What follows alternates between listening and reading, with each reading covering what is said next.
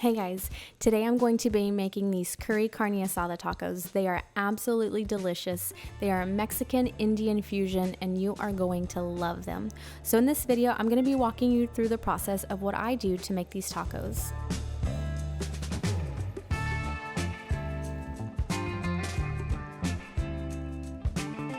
Today I'm going to use 4 cups of all-purpose flour to start my tortillas.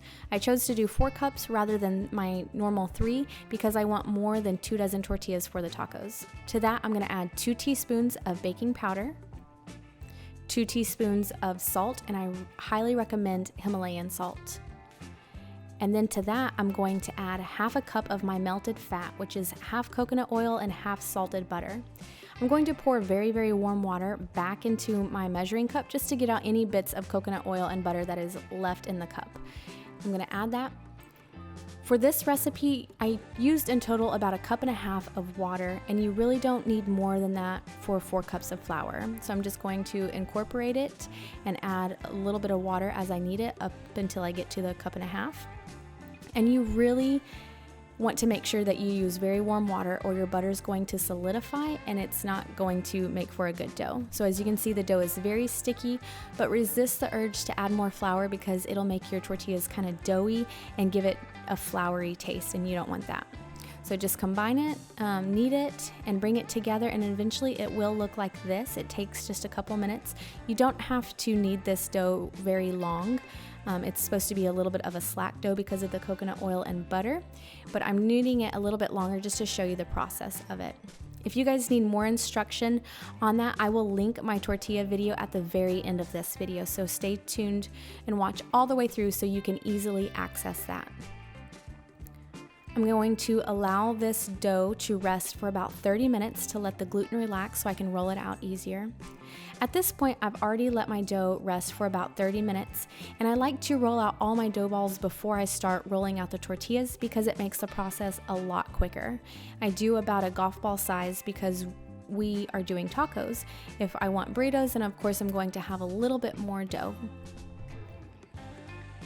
Make sure to flour your work surface, not too heavily, and then press the tortilla down so you get a little circle already started for you. As you start rolling, make sure you flip your tortilla and then also rotate it. This is going to help give you a nice circle. But don't worry if your tortillas don't come out in a circle, it's perfectly fine. They're still going to taste the same as long as you don't use too much flour. And just continue to roll out as many as you can.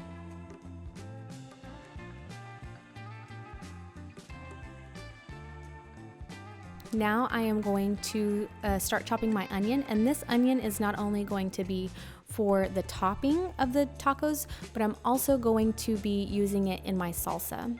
So first I like to cut the onion horizontally and then slice it from the top and then chop it.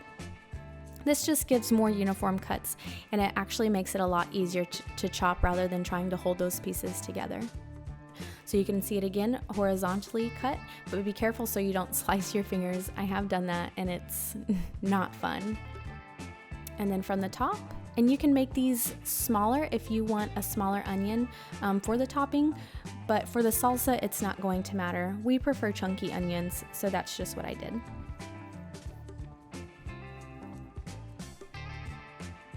Now I'm gonna start roasting my tomatoes, my tomatillos, and my garlic. Whenever you roast your garlic, make sure you leave the skin on the garlic because it will keep the garlic from burning. Whenever you have burnt garlic, you have bitter garlic, and that messes the flavor up of everything.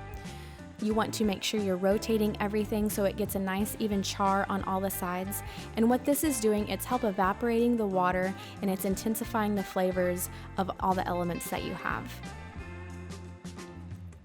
Now I'm going to start chopping my cilantro. This is also going to be a topping for the tacos, and it's going to go in the salsa.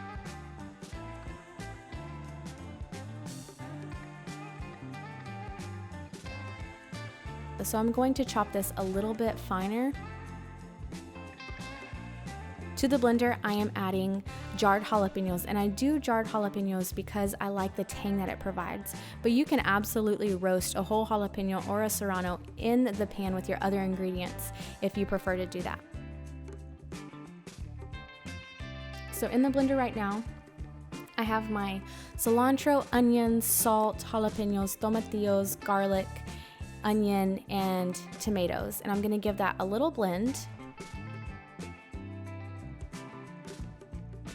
And if you guys don't have a blender, I really recommend this Ninja blender. It has been great.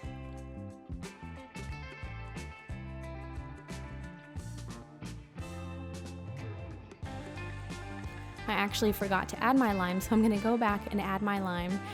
You can add lemon, and the lemon brings out great flavor in the salsa. We do lemon often, but today we just chose to do limes because we had a ton on hand. I needed just a little bit more, so make sure you season to taste and then give it another good blend, and then there you have it. So you can either serve this as an appetizer before the tacos are ready, or you can serve it with the tacos. That is completely up to you.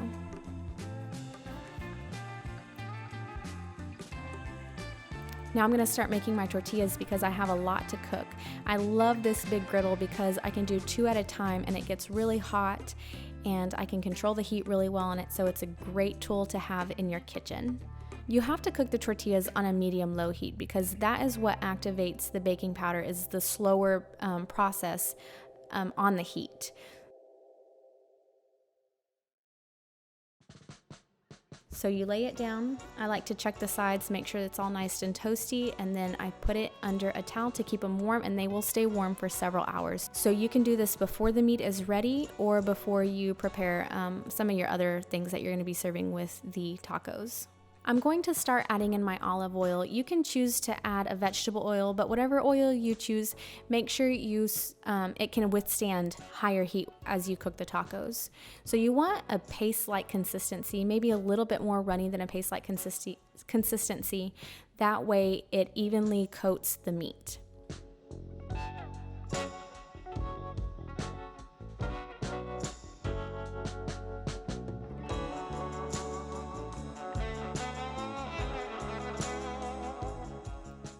So I'm gonna slice my meat, and I'm gonna do it very thin because it cooks better, and you can get a little bit of a char on it. With this, you can also slice it lengthwise and have a longer strip of meat for your tacos, or you can cut it across and make little bite-sized chunks, which is actually what we chose to do today. Add that to a gallon-sized Ziploc bag, add all your marinade, and guys, I would highly recommend using a Ziploc bag because it makes cleanup and marinating so easy. It doesn't take up hardly any space in the refrigerator, and it's just the best option, so definitely go with this. Get all the air out, squeeze as much as you can, and then you're gonna start massaging it into the meat. Now this process is going to take probably up to 5 minutes, depending on how much meat you have. But like I said, don't skimp on this step because you really want to incorporate that all throughout the meat. That way you have an even flavor throughout, and then it marinades really nicely. For the marinating process, you want to do a minimum of 30 minutes, but you can go up to 24 hours. Now I have a really hot skillet right here, and I have a lot of meat, so I'm not going to add it all to the pan at once because that will cause the meat to steam and it'll affect the texture of the meat, which is not what I want here. So I'm gonna dump half of it in, spread it out quickly, and allow it to just sizzle and sear and get a little bit of a crisp on it. And you can see that right here, how it just looks really beautiful. And that's more of the olive oil. It's not a really fatty meat, it's flank steak, so there's not a lot of fat in there.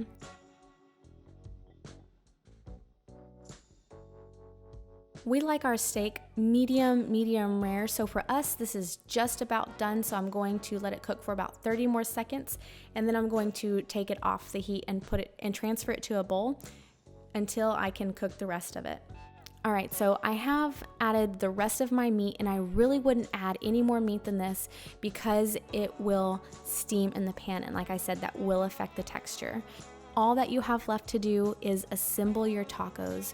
With ours, we like to do a goat cheese on top, onion, cilantro, and then serve it with lime slices, and that is the best. And then we'll be serving it with the salsa, the roasted walnut guacamole, and a refreshing drink to go with it. And I hope you guys enjoyed this.